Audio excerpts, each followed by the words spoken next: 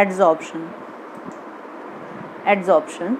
The accumulation of molecular species at the surface rather than in the bulk of a solid or liquid is termed as adsorption. The molecular species or substance which concentrates or accumulates at the surface is termed adsorbate, and the material on the surface of which the adsorption takes place is called adsorbent. What is the action of adsorption? First is, if a gas like oxygen, hydrogen, carbon monoxide, chlorine, ammonia or sulfur dioxide is taken in a closed vessel containing powdered charcoal, it is observed that the pressure of the gas in the enclosed vessel decreases. The gas molecules concentrate at the surface of the charcoal, that is gases, are adsorbed at the surface.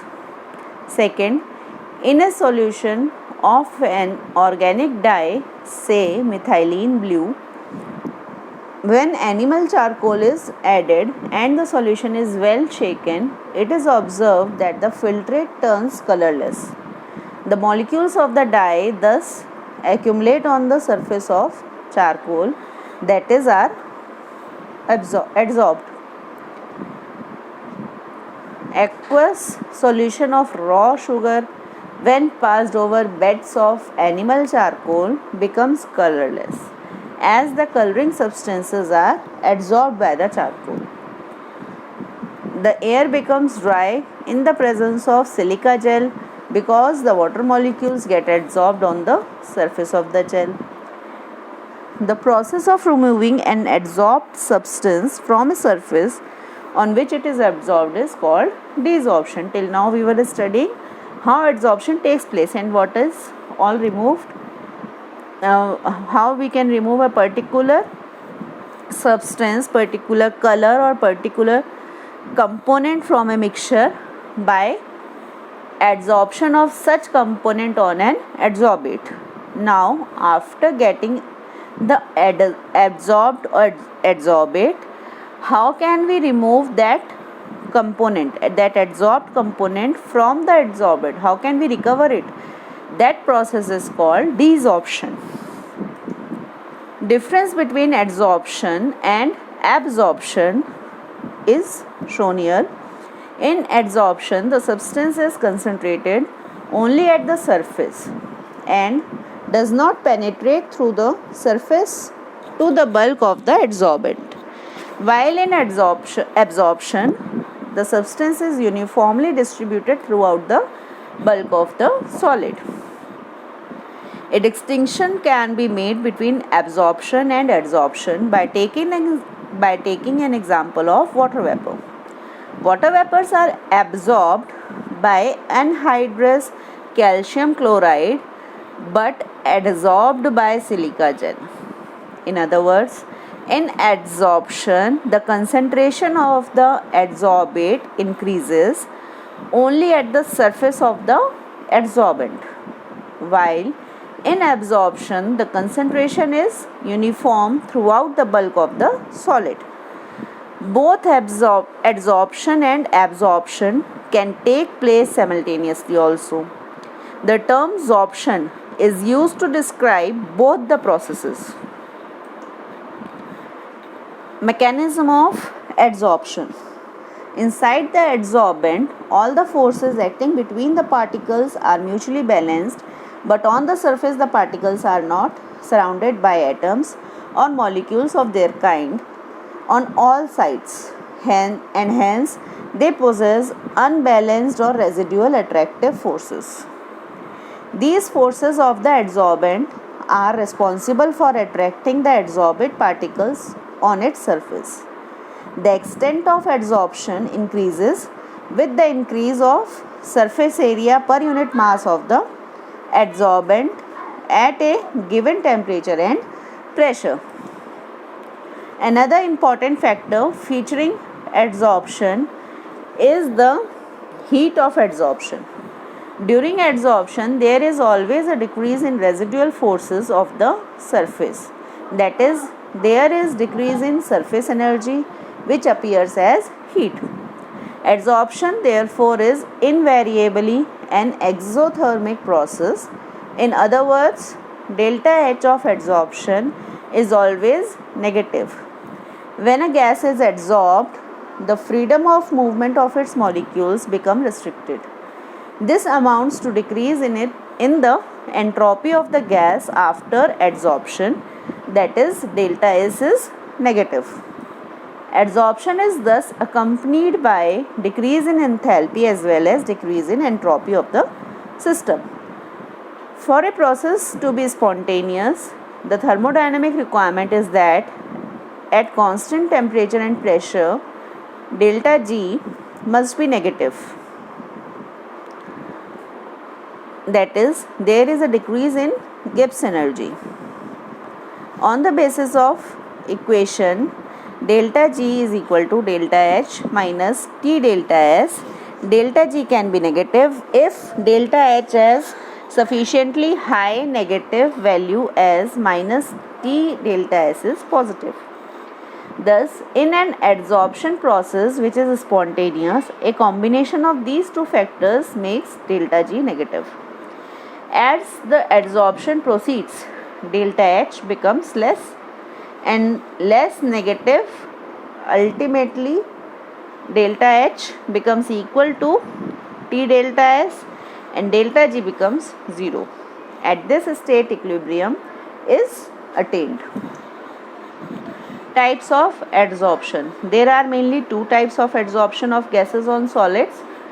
If accumulation of gas on the surface of a solid occurs on account of weak van der Waals forces, the adsorption is termed as physical adsorption or physisorption. When the gas molecules or atoms are held to the solid surface by chemical bonds, the adsorption is termed as chemical adsorption or chemisorption. The chemical bonds may be covalent or ionic in nature. Chemisorption involves a high energy of activation and is therefore often referred to as activated adsorption. Sometimes these two processes occur simultaneously and it is not easy to ascertain the type of adsorption. A physical adsorption at low temperature may pass into chemisorption as the temperature is increased. For example, dihydrogen is first adsorbed on nickel by van der Waals forces.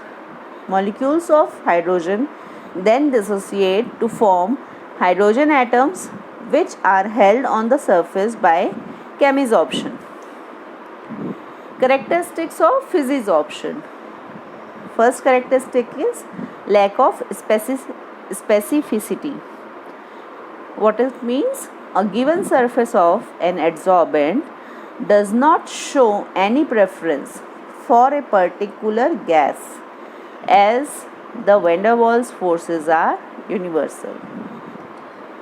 Second, nature of adsorbent. The amount of gas adsorbed by a solid depends on the nature of the gas. In general, easily liquefiable gases, that is with higher critical temperatures, are readily adsorbed as van der Waals forces are stronger near the critical temperatures. Reversible nature. Physical adsorption of a gas by a solid is generally reversible. Thus, more of gas is adsorbed when pressure is increased as the volume of the gas decreases, and the gas can be removed by decreasing pressure. Since the adsorption process is exothermic, the physical adsorption occurs readily at low temperature and decreases with increasing temperature. This is also the principle given by Le Chateliers. Surface area of adsorbent. The extent of adsorption increases with the increase of surface area of the adsorbent. Thus, Finely divided metals or porous substances having large surface areas are good adsorbents. Next is enthalpy of adsorption. No doubt, any physical adsorption is an exothermic process, but its enthalpy of adsorption is quite low. This is because the attraction between gas molecules and solid surface is only due to weak van der Waals forces. Characteristics of chemisorption: high specificity and irreversibility. High specificity. Chemisorption is highly specific and it will only occur if there is some possibility of chemical bonding between adsorbent and adsorbate. Irreversibility: as chemisorption involves compound formation, it is usually irreversible in nature. Chemisorption is also an exothermic process, but the process is very slow at low temperatures on account of high energy of activation. Like most chemical changes, adsorption often increases with rise of temperature. This is for chemisorption. Physisorption of a gas adsorbed at low temperature may change into chemisorption at a high temperature. Usually high pressure is also favorable for chemisorption. Surface area. Like physical adsorption, chemisorption also increases with increase of surface area of the adsorbent. Enthalpy of adsorption. Enthalpy of chemisorption is high as it involves chemical bond formation. Here we have discussed approximately 8 points for physical adsorption and chemical adsorption, by which we can know how they both differ from each other. We have already discussed these points. Now, adsorption isotherms. The variation in the amount of gas adsorbed by the adsorbent with pressure at constant temperature can be expressed by means of a curve termed as adsorption isotherm. The Friedrich adsorption isotherm, which was given in 1909, gave an empirical relationship between the quantity of gas adsorbed by unit mass of solid adsorbent and pressure at a particular temperature. The relationship can be expressed by the following equation, which states that x upon m is equal to k into p to the power 1 by n, where n is greater than 1. This is the adsorption isotherm curve, which is given by Freundlich, where x is the mass of the gas adsorbed on the mass m of the adsorbent at pressure p, k and n are the constants which depend on the nature of the adsorbent and the gas at a particular temperature. The relationship is generally represented in the form of a curve where mass of the gas adsorbed per gram of the adsorbent is plotted against pressure. Here we can see the mass of the gas adsorbed per unit mass of the adsorbent increases with the increase in pressure. These curves indicates that at a fixed pressure there is a decrease in physical adsorption with increase in temperature. And this also, if we fix pressure, then what will happen? If the temperature is increased, then the mass of gas adsorbed on the unit mass of adsorbent will decrease. These curves always seem to approach saturation at high pressure. At higher pressure, what happens? These are saturated. That means no further adsorption will take place. Taking log on both sides of the equation, we get log x upon m is equal to log k plus 1 upon n log p. The validity of Freundlich isotherm can be verified by plotting these terms, that is log x by m on x-axis and log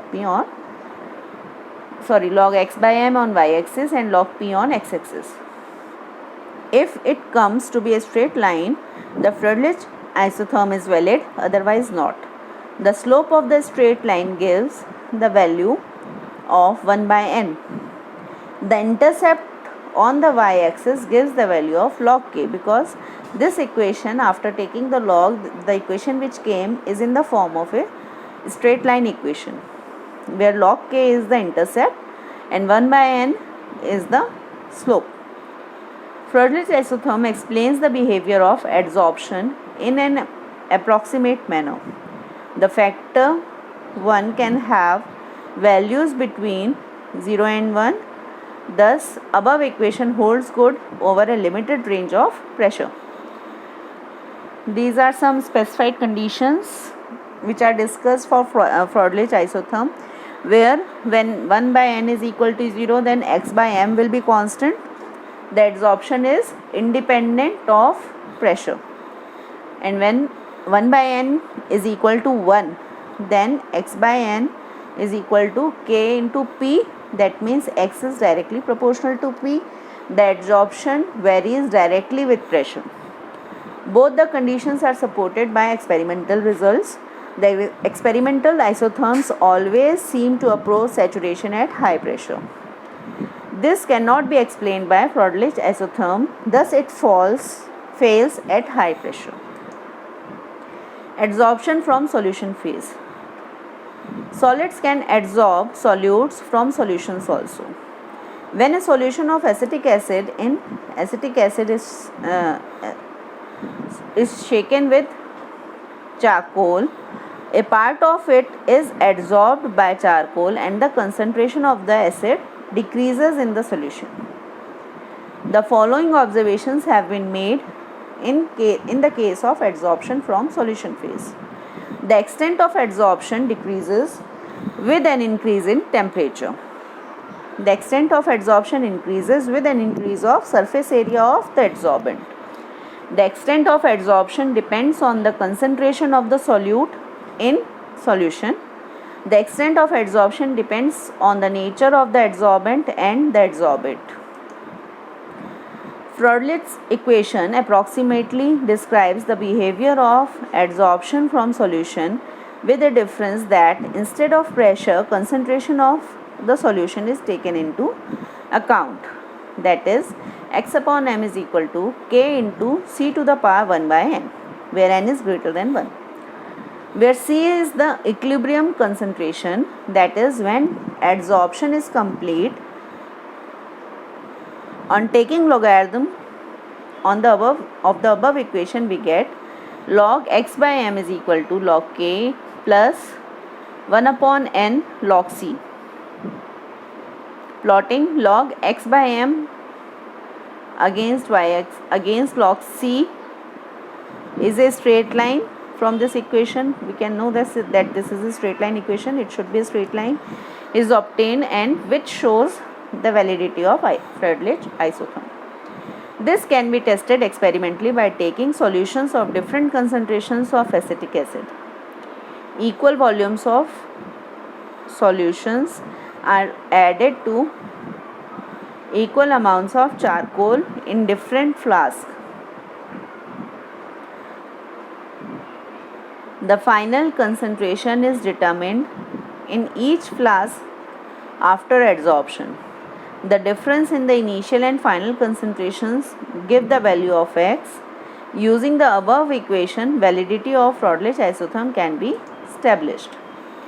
Applications of adsorption. Production of high vacuum can be obtained by this. How? The remaining traces of air can be adsorbed by charcoal from a vessel evacuated by a vacuum pump to give a very high vacuum. Gas mask.